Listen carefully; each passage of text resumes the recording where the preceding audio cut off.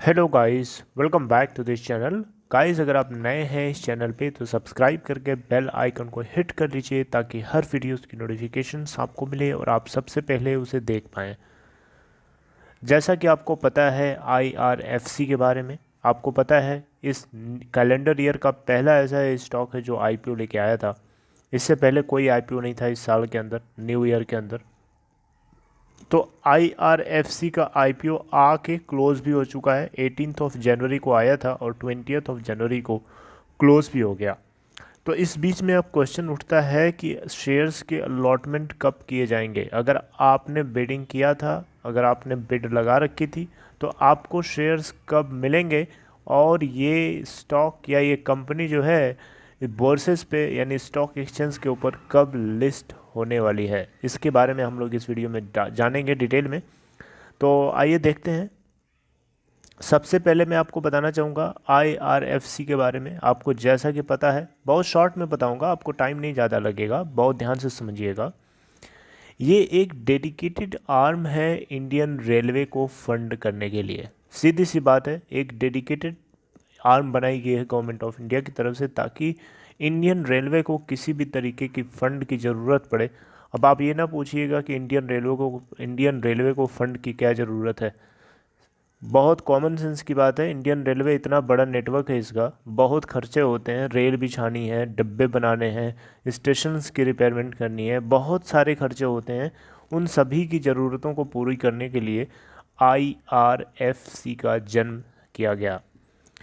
Company जो है जो इसको आईपीओ के ज़रिए जो प्रोसीड्स मिलने वाले हैं, यानी जो आईपीओ के ज़रिए इनको कैश मिलेगा, उस कैश को ये आगे जा कर के इक्विटी कैपिटल अपनी इम्प्रूव करना चाहते हैं।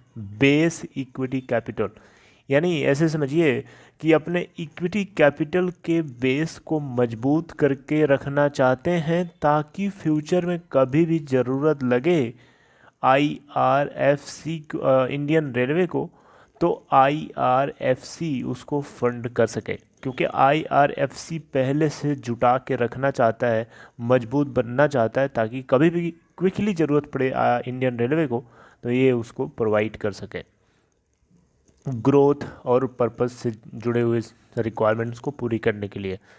ओके, तो आईआरएफसी ने बेसिकली जो आईपीओ निकाला था, इसमें 124 करोड़ 75 लाख 5,993 शेयर्स की अलॉटमेंट होनी थी।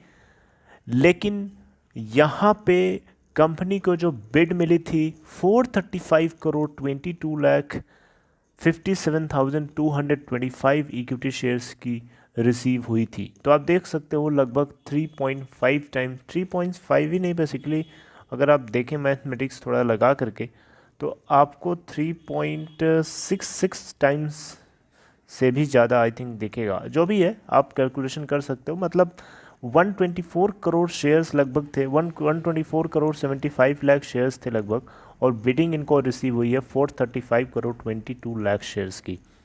रिटेल यहाँ सेगमेंट जो है 3.66 टाइम्स सब्सक्राइब किया गया। QIB यानी qualified institutional buyers 3.78 times subscribe, और non institutional investors 2.67 times subscribe किए गए। ठीक है, तो अब इस आईपीओ के बाद गवर्नमेंट के पास जो इस कंपनी की शेयर होल्डिंग रहेगी वो 86.4% बची रह जाएगी।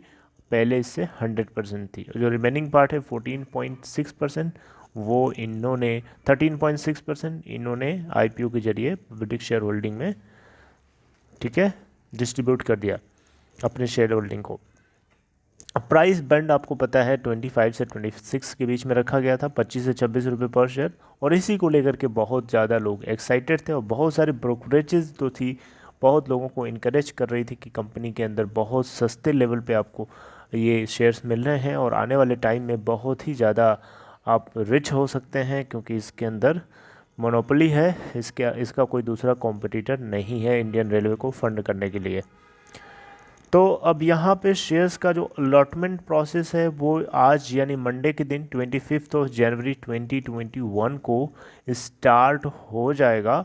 आज फिनिश भी हो जाएगा, ऐसा आईआरएफसी की IRFC ने बेसिकली KFin एक कंपनी है, KFin टेक्नोलॉजीज, जैसा कि आप यहाँ स्क्रीन पे देख पा रहे होंगे, मैं इसकी बात कर रहा हूँ, ठीक है। IRFC सॉरी KFin टेक्नोलॉजी, ये कंपनी है। इसको बेसिकली इस शेयर्स के अलॉटमेंट का इंचार्ज बनाया गया है। ये क्या करेगी कि जिन जिन लोगों को शेयर्स अलॉट होंगे, ठीक है, उनको तो हो ही जाएंगे, जिनको अलॉट नहीं होंगे यानी जिन्होंने बिड कर रखा है उनको अलॉट नहीं होंगे, उनके शेयर पैसे जो है रिफंड करने की जिम्मेदारी इसी KFin टेक्नोलॉजी को दी गई है।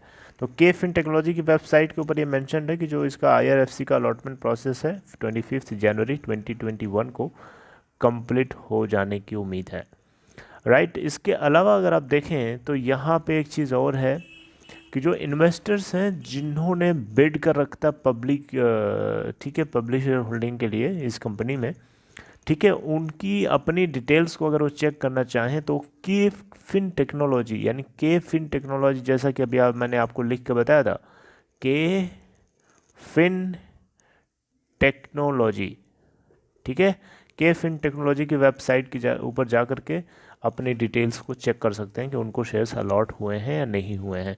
बोर्सेस के ऊपर यानी स्टॉक एक्सचेंज के ऊपर इस कंपनी की लिस्टिंग होनी है 29 जनवरी 2021 को, ऐसा ब्रोकरेजेस का कहना है, ठीक है। इस तरीके की प्रेडिक्शन है। अब देखते हैं कि आगे कितना होता है। वैसे मोस्ट प्रॉब्ली हो ही जाना चाहिए, क्योंकि इसमें कोई मुझे नहीं लगता कि इसमें कोई देरी होने वाली है। प्रोसेस कंप्लीट हो जाएगा 29 जनवरी को 2021 को, और स्टॉक एक्सचेंज BSE और NSE के ऊपर IRFC के शेयर्स में आप ट्रेडिंग भी कर सकते हैं, ठीक है, लेकिन अभी नहीं, 29 जनवरी के बाद, ठीक है। आप अलॉटमेंट स्टेटस को आप BSE की वेबसाइट के ऊपर भी जाके चेक कर सकते हैं। बहुत सिंपल सा प्रोसेस है, it's not difficult.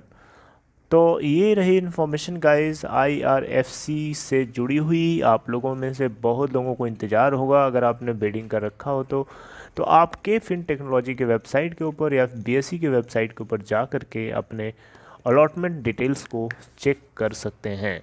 Okay guys, so this is all for this video. If you liked it, please give a thumbs up, and most importantly, if you are interested to open Demat or trading account, then there is a link in description box of this video to open your account in Upstock.